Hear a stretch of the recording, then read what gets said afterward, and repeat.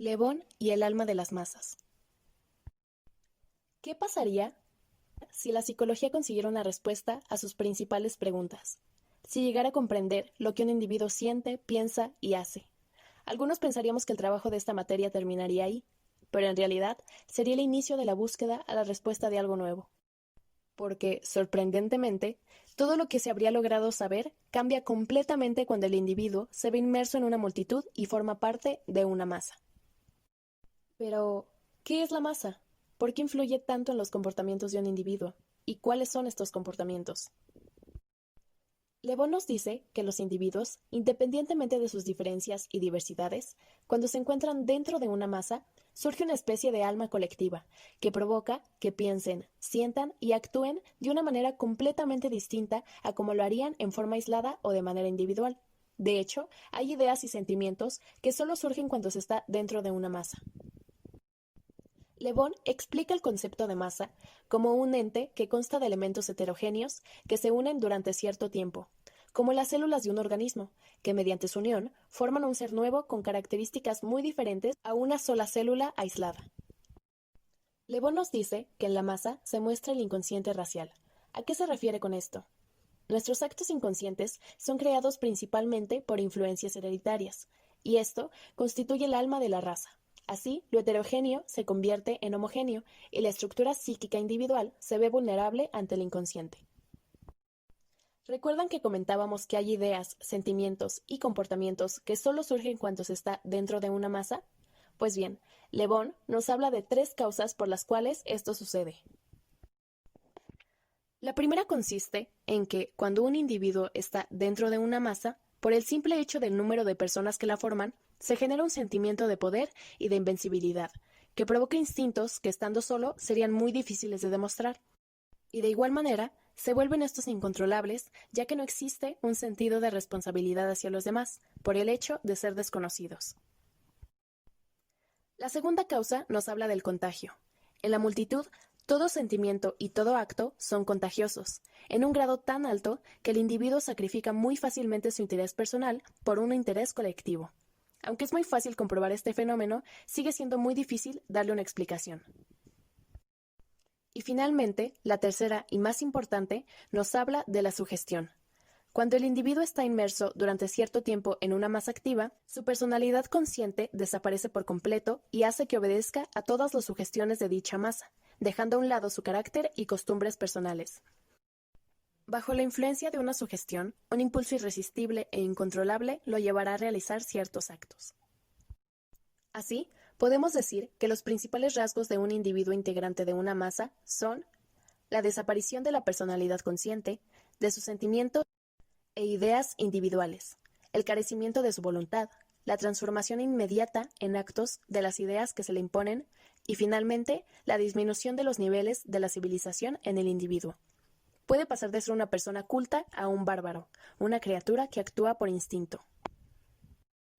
Entonces, recapitulemos un poco. La masa es impulsiva, inestable y pasional, guiada por el inconsciente y el entusiasmo.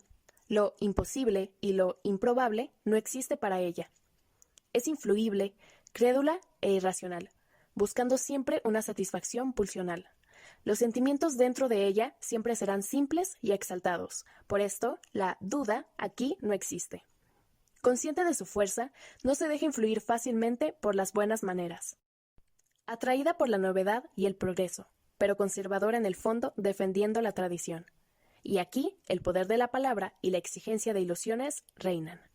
¿Y qué creen? Todo lo anterior es lo que conforma la esencia del alma de las masas. Sugestión y líbido. Aquí surge el interrogante de ¿qué nos impulsa a homogenizarnos y fundirnos en una masa? La sugestión juega un papel importante, pues nos obliga de alguna manera aún desconocida a obedecer alguna tendencia a experimentar los afectos que observamos en los demás. McDougall nos dice que las masas se distinguen por una particular sugestionabilidad, lo cual la sugestión sería un fenómeno importante no susceptible de ulterior reducción, un hecho básico de la vida anímica de los seres humanos. Pero más allá de la sugestión, existen lazos afectivos que nos unen. Esto se puede entender mejor a partir de la libido, energía de los instintos relacionados al amor, a la afectividad. Es la energía considerada como magnitud cuantitativa, aunque no medible, de aquellas pulsiones que tienen que ver con todo lo que puede sintetizarse como amor. Dos masas artificiales, la Iglesia y el ejército. Existen masas heterogéneas y homogéneas. Unas pueden ser perecedoras y las otras pueden ser sumamente duraderas. Aquí yo les platicaré sobre dos masas artificiales que poseen una estructura sólida y que resultan, debido a su organización, ser altamente efectivas, además de poseer un carácter preservativo ante cualquier tipo de alteración o modificación. Estas dos masas tienen un líder que puede ser invisible o que puede ser visible. Las dos tienen un indispensable factor en común, la ilusión de un jefe tangible o intangible que les brinda tal amor que resulta ser recíproco. La Iglesia tiene a Cristo y el ejército tiene a un general, a un capitán, a un suboficial. Aquí se hace la primera distinción respecto a sus jerarquías. Cristo, al igual que la familia, une a sus creyentes haciendo denominarse entre sí como hermanos, mientras que en el ejército los soldados son los camaradas. Con esto me refiero a que es la manera en que estas masas se unen. Ahora, existen fenómenos que además de la ilusión son los que darían pie a la disgregación de estas. Enfocándonos en la cuestión del ejército, se presupone que la lucha por la patria y por la gloria es indispensable para su efectividad, pero no es así. Estas pueden prescindir de las dos concepciones mencionadas, puesto que lo realmente importante son los elementos de la estructura libidinosa, siendo el factor libidinoso la constitución del error práctico y teórico si no se maneja de la manera correcta. La esencia de la multitud consiste en los lazos libidinosos contenientes de la masa, por lo que la solidez de los enlaces es el fortalecimiento de los colectivos. Los lazos libidinosos no son destruidos, sino que son controlados. También bajo este fenómeno, no importa el aumento del peligro para que su crecimiento desmesurado llegue, sino que basta con la pérdida del líder. Esto se permite mayormente en los casos donde la masa no posee una estructura libidinosa sólida. Además, produce la angustia neurótica que, al igual que el pánico, crece por la intensificación de la inducción, o sea, el contagio. Respecto a la Iglesia, no es el miedo el factor que pueda producir la descomposición de la masa, sino que con el reconocimiento de la falsedad e ilusión nos deja de consecuencia la liberación de impulsos hostiles y egoístas que anteriormente eran reprimidos por este falso amor que Cristo les daba a ellos y que ellos le daban a Él, del cual eran dependientes. Sin embargo, esta intolerancia y crueldad, que se encuentra muy en el fondo de los fieles creyentes, es la que permite la dulcificación de la costumbre del hombre, por lo que la firme creencia que tiene en ella y el hecho de negación de cualquier otra ideología de colectivos o individuos que son exterior a esta, puesto que no comparten lazos afectivos, son las que otorgan la satisfacción de exclusividad. Otros problemas y orientaciones. En la morfología de las masas debemos aclarar que no basta con la agrupación de unos cuantos hombres, sino que son los lazos libidinosos que se tienen en el colectivo. Desde el punto de vista afectivo, la mayoría de las relaciones de dos individuos o más tienen una reserva de pensamientos hostiles. Por lo general, cuando individuos hacen un conjunto, se hacen ciertas distinciones entre ellos, ya sea de rivalidad, de superioridad, de hacer alguna invitación a la modificación de algún aspecto de ellos. La aversión y la repulsión se vuelven más poderosas en cuanto mayores son las diferencias. Inclusive cuando se tiene contacto con los extraños se puede llegar a producir esto, afirmando así el fortalecimiento de nuestro narcisismo.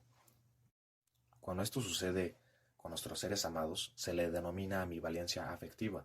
El ejemplo claro es cuando el novio odia y ama a la vez a su novia. No obstante, dichas críticas y fenómenos hostiles desaparecen, ya sea de larga o corta duración, y la masa permanece unida, haciendo que los individuos toleren sus particularidades y se consideren como iguales. Se podría plantear entonces que los lazos libidinosos no son necesarios para ocasionar la efectividad de agrupaciones que son movidas únicamente por los intereses. Sin embargo, aquí el problema constataría en que nuestro narcisismo no podría ser reprimido de forma permanente o duradera, puesto que solo duraría durante el provecho inmediato producido. El único factor que permite la restricción del narcisismo es el enlace libidinoso. He podido llegar a evidenciar que entre las personas de alguna asociación poseen un enlace libidinoso que va más allá de las ventajas prácticas que ejecuta cada uno, puesto que la libido individual responde de manera primeriza a la satisfacción individual, usando como objeto a las personas que intervienen en ella. Dicho esto, es el amor lo que ha permitido el desarrollo de la humanidad y la guía hacia una civilización, además de ser el único determinante de emplear la transición del egoísmo al altruismo. La identificación. El psicoanálisis conoce la identificación como la más temprana exteriorización de una ligación afectiva con otra persona. El complejo de Edipo nos habla de que la identificación puede tener dos valores distintos, puede darse vuelta a la expresión de la ternura o hacia el deseo de eliminación. La identificación reemplaza la elección de objeto. La elección de objeto ha regresado hasta la identificación. Es la forma primera y la más originaria del lazo afectivo, bajo las constelaciones de formación de síntoma, de la represión y el predominio de los mecanismos del inconsciente. Sucede a menudo que la elección de objeto vuelva a la identificación, o sea que el yo tome sobre sí las propiedades del objeto. Es digno de notarse que en estas identificaciones el yo copia en un caso a la persona no amada y en el otro a la persona amada.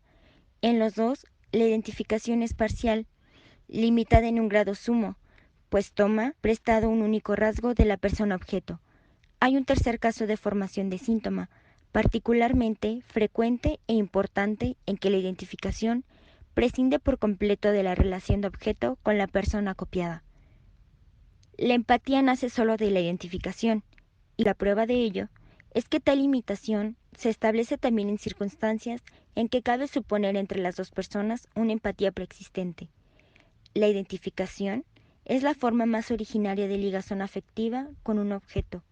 En segundo lugar, pasa a sustituir una ligación libidinosa de objeto por la vía regresiva, mediante la introyección, que esto es un proceso psicológico por el cual se hacen propios rasgos, conductas u otros fragmentos que el mundo nos rodea, especialmente de la personalidad de otros sujetos. De esta manera, la ligación recíproca entre los individuos de las masas tiene la naturaleza de una identificación mediante una importante comunidad afectiva. Enamoramiento e hipnosis. ¿Creerías que existe una relación entre ambas cosas? Enamorarse, ¿qué es? ¿Te ha pasado? Pues bien, entendamos de qué se trata dejando a un lado las cuestiones obvias y las mariposas. Profundicemos en tema mejor y entendamos qué es lo que realmente sucede en este proceso. Enamorarse implica revestir a un objeto de interés sexual para lograr una satisfacción erótica, desapareciendo luego con la consecución de dicho fin. Pero partamos desde el inicio. Durante la niñez, en los primeros 5 años, el niño encuentra en su madre su primer objeto de satisfacción sexual y la niña en su padre. Increíble, ¿no? Posteriormente, existe una represión que impone un renunciamiento a estos fines convirtiéndolos en ternura. Después, en la pubertad, surgen los impulsos sexuales directos, y entonces pueden ocurrir dos cosas. Se ama a quien no se desea sexualmente o no se ama a quien se desea en tal sentido. En el enamoramiento se juega el narcisismo, porque vemos al objeto amado como algo perfecto, sin errores, sin defectos, ya que ocupa el ideal del yo que cada uno busca alcanzar. Cuando nos enamoramos pasamos a través de un proceso que va por niveles. En un primer momento es cuando estamos menos enamorados, no idealizamos tanto al objeto. Posteriormente llegamos a un punto medio en donde se retrasa la satisfacción sexual, comienza la resignación del yo. El yo es cada vez más modesto y el objeto es cada vez más valioso. El yo se comenzará a debilitar frente al objeto valioso y finalmente llegaremos al punto extremo, en donde no percibimos con claridad los defectos, vemos solo lo bonito de ello, pero en realidad esto representa un espejismo. Nosotros creemos que amamos al objeto por sus excelencias anímicas, por cómo es, cómo habla, cómo se viste, pero en realidad hay una complacencia sexual que le confiere al objeto las excelencias. Como queremos tener relaciones, le damos todas esas excelencias a la persona. La elección amorosa comienza a sustituir el ideal del yo. El objeto se devora al yo, es decir, el objeto se pone en el lugar del ideal del yo. Valoramos más a la otra persona que a nosotros mismos, lo que nos lleva a hacer locuras. En el enamoramiento extremo fallan las funciones del yo, como la crítica. Todo lo que el objeto pide o realiza es justo e intachable. Cuando hay algo tóxico, por ejemplo, si estás enamorado al extremo, lo que va a pasar es que vas a justificar al existir una falta de crítica. Ahora, ¿por qué hablamos de coincidencias entre el enamoramiento y la hipnosis? En ambos casos quedamos sumisos y humildes frente al otro y renunciamos a toda iniciativa personal. El hipnotizador ocupa el lugar del ideal del yo. La diferencia está en que en el enamoramiento hay la posibilidad de un fin sexual. Así que probablemente sea cierta esa frase en la que se dice que el peor estado del hombre es estar enamorado, ¿o no? Instinto gregario. ¿Has escuchado hablar sobre el instinto gregario? ¿Te gustaría averiguar de qué se trata? Partiremos por hablar de la falta de independencia e iniciativa del individuo cuando se encuentra dentro de una masa. Nos hallamos ante una situación en la que el sentimiento individual y el acto intelectual personal son demasiado débiles para afirmarse por sí solos sin el apoyo de manifestaciones afectivas e intelectuales similares de los demás individuos. La dependencia en la sociedad humana es numerosa, hay una escasa originalidad y poco valor personal. Existe una influencia sugestiva que no es solo ejercida por el líder de la masa de individuos, sino que lo es por estos mismos sobre los demás. El que adoptemos juicios que otras personas manifiestan es producto del instinto gregario. Trotter es quien hace esta aportación. Dice que el individuo se siente incompleto cuando está solo, y por eso tiende a agruparse en unidades más amplias.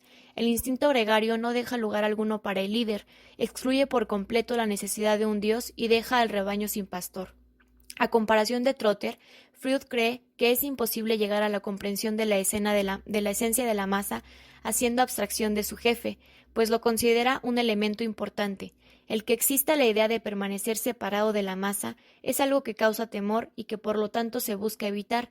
Por ello es que simplemente nos acoplamos a lo que es, sumándonos y procurando permanecer dentro, como por ejemplo el miedo que el niño experimenta cuando se le deja solo. Como decía Nietzsche, si lo intentas a menudo estarás solo y a veces asustado. Veamos ahora esto. Un hijo que es mayor y se siente celoso por el que es menor, posteriormente se verá obligado a identificarse con los demás niños y en este grupo infantil se formará un sentimiento colectivo o de comunidad. Rivales al principio han podido luego identificarse entre sí por el amor igual que profesan al mismo objeto, como lo que pasa con los admiradores de un ídolo. En lugar de rivalizar con ellas, se identifican entre sí por el amor similar hacia el mismo objeto, conformándose así en un tipo de masa. El compañerismo es entonces un intento de superación de una envidia primitiva. Concluimos entonces que todos los individuos quieren ser iguales pero bajo el dominio de un caudillo, que la igualdad entre los miembros de la masa se da solo entre ellos y no con el jefe, a quien consideran superior. Corrigiendo entonces a Trotter, más que un animal gregario, es un animal de horda conducido por un jefe. La masa y la horda primordial. En 1912, el autor recogió la conjetura de Darwin para quien la forma primordial de la sociedad humana fue la de una horda gobernada despóticamente por un macho fuerte. Es importante saber que la psicología de la masa es la psicología más antigua del ser humano. La masa y la horda primordial se relacionan por las ideas que ha construido la sociedad a lo largo del tiempo. Es decir, anteriormente los actos intelectuales eran fuertes e independientes, y su voluntad no necesitaba ser refrenada por los otros. Sin embargo, para la masa es importante frenar las pulsiones de la sociedad, delimitar la relación entre seres humanos y considerar a la familia como algo primordial y significativo en donde no tiene cabida los actos sexuales.